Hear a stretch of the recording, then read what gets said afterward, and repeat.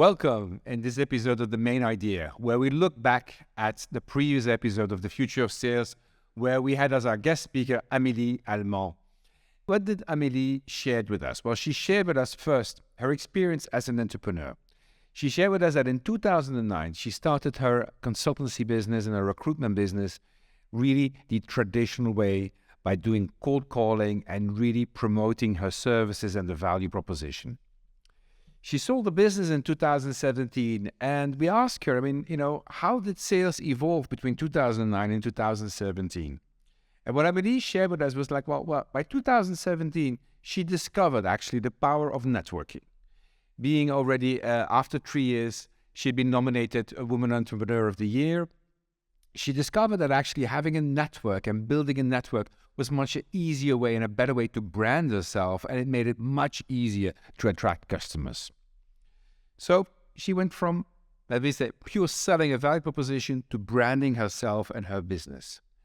Now, 5 years later, she started a new company in the meantime called Betuned. And she was saying, well, how do you sell today? Well, today she went from branding face-to-face to branding online. She said, now I discovered also the power of being online, being available on social media and developing what she was calling her e-brand. And interestingly, when I asked her, how do you sell today to HR companies? She was saying, I really build my brands online and only pretty late in the sales cycle when I need to bring people together do I have a face-to-face meeting with them. So interesting, because as we've seen in many of the podcasts, we have fewer and fewer time, less and less time to actually have physical meetings with our clients. And what Amélie was saying is that you can online develop a lot of reputation, do a big part of the first elements of your sales process, and only at the end, really going for a face-to-face.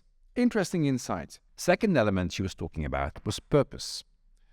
Purpose is an interesting one because she was saying actually what her customers today are looking when they're talking to her was her personal story. Who are you? What do you stand for?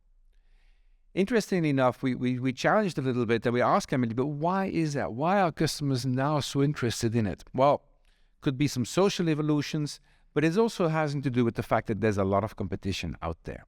A lot of competition, a lot of companies are offering recruitment services. So who to choose when everybody is offering the same thing? And there, of course, purpose becomes an interesting element. Who are you? How authentic are you? And do you fit actually, with the values that we are looking for and that we have in our company? Interestingly, the same came back when we also talked about recruiting of candidates. She also told us that when you're looking for candidates, the number one thing that candidates look for, of course, after salary, is also the purpose, the authenticity of the company. Does that fit with who I am and what I'm looking for? And so she's advising a lot of her clients as well. You need to communicate your story, your purpose, what you stand for, and be careful. It has to be authentic because otherwise people will spot it and it won't work. So voilà. 2 elements. 1, develop your e-brand. 2, promote your purpose, as well as B2B and in B2C. Voilà. Hope you enjoyed this small podcast on The Main Idea. Please don't forget to subscribe on our YouTube channel, The Future of Sales, and I hope to see you again. Bye.